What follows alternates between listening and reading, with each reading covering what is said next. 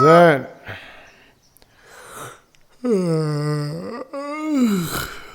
صباحو.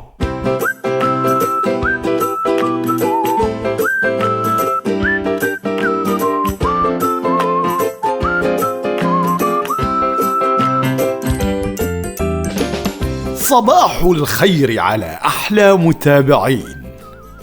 ما تزبط بالفصحى، لا خلينا أرجع أوكي. صباح الخير. إيش في صباح الخير؟ صباح الخير على أحلى متابعين مرة أخرى. أحمد قريش وصباح جديد وحلقة جديدة من برنامجكم الصباحي المفضل صباحو. جميل جدا تنوع المتابعين، أعمار مختلفة، دول مختلفة، ثقافات مختلفة، ذكور إناث، كبار صغار، كل شيء. جميل التفاعل اللي ألقاه بعد كل حلقة، شيء يفرح. الله يخليكم لي أحلى الناس. والحين خلينا من الهذرة الزايدة وخلونا ننتقل إلى موضوعنا لهذا الصباح، واللي راح نبتديه بكلمتكم المفضلة يا صباحو.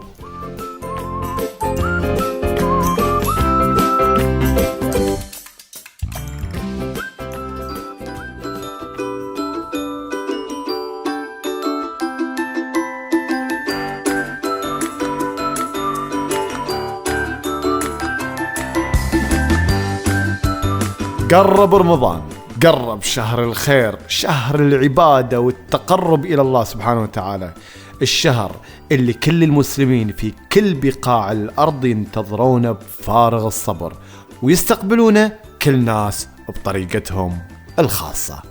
السؤال هنا، هل استعديتوا لهالشهر استعداد زين؟ وشلون استعديتوا له؟ خلينا نشوف.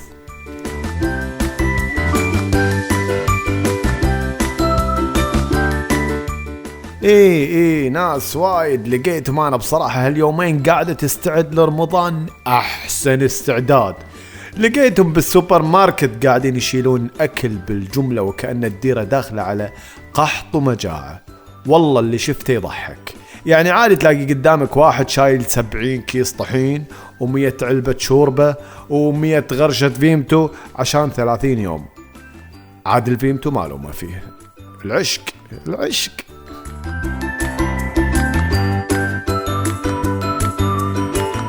لقيت ناس استعدت لرمضان وجهزت الاستراحات والديوانيات وانواع المعسل والشيشة والشاشات الكبيرة عشان يتابعون اجدد انواع المسلسلات، وعشان ما تفوتهم ولا حلقة من المسلسل الفلاني او البرنامج الفلاني، خصوصا لما تكون المذيعة بنوتة حلوة ودلوعة مثل طوط، ما راح اقول اسمها.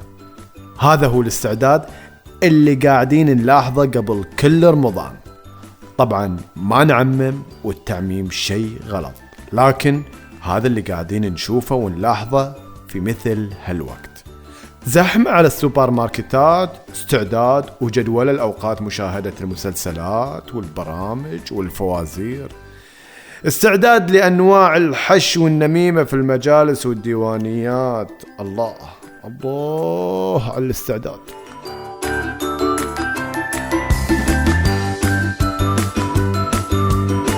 أمانة كم واحد فيكم حضر له برنامج مفيد لرمضان بحيث انه يطلع من هالشهر بأكبر قدر من الفائدة؟ كم واحد حضر له برنامج عبادي يستغل فيه الشهر الكريم اللي الله سبحانه وتعالى عطانا فيه عروض وتخفيضات، والله انها افضل من العروض والتخفيضات اللي بالسوبر ماركتات والمحلات.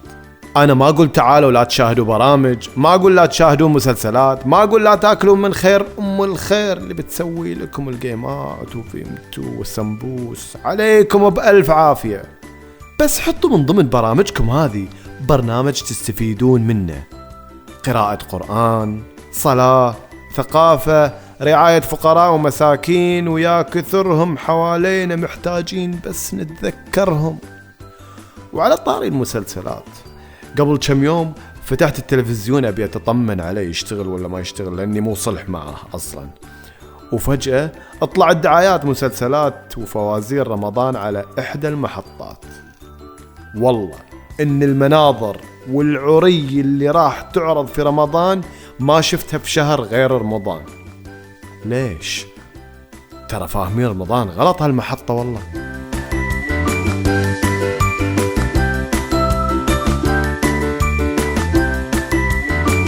رمضان جاي في الطريق، خلونا نجهز لأنفسنا ولعيالنا وأصدقائنا برنامج لطيف نستفيد منه.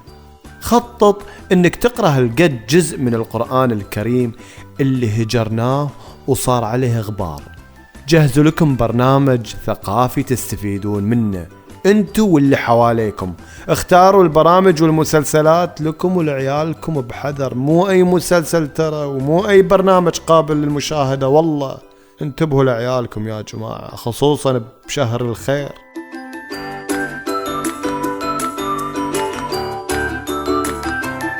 تذكروا ان هالشهر فرصة ما تتعوض، ويا حظ اللي يطلع منه بأكبر قدر من الفائدة. ترى والله من كرم الله سبحانه وتعالى ان اعطانا فرصة في هالشهر عشان نتسابق للخيرات، فرصة ما تتعوض. انت اليوم عايش، بكرة ما تضمن انك تلحق على رمضان الجاي. شنو احسن من العروض اللي يقدمها الله سبحانه وتعالى لنا؟ بس احنا محتاجين ان نستوعب هالنعمة عشان نبتدي نشتغل على افادة انفسنا ومجتمعنا.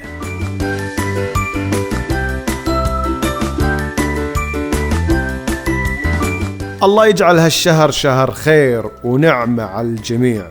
وترى بقول لكم شيء، ما راح ارفض اي عرض سحور يجيني بس بشرط وجود الفيمتو، ولا راح ارفض واطلع زعلان. وتدروني اذا زعلت انا اكسر الدنيا كلها. انا حذرتكم. عموما لا تنسون تنشرون حلقات البرنامج بكل الوسائل، واللي يبي توصل الحلقات اول باول يرسل كلمة صباحو على الواتساب على الرقم التالي 055-105-3075. واللي يبي يتابع بعض المعلومات المفيدة على السناب الخاص فيني هم بعد تقدرون تتابعوني بإضافتي ABOURANA. ايش رايكم بعد وانا اغنيها؟ ايضا معلومة اضافية، في رمضان ما راح تكون الحلقات كل يوم احد وكل يوم اربعة، راح تكون متقطعة، لان في رمضان عادة اكون مشغول، ففي الاسبوع على الاقل بتجيكم مرة، بس في اي يوم ما راح احدد.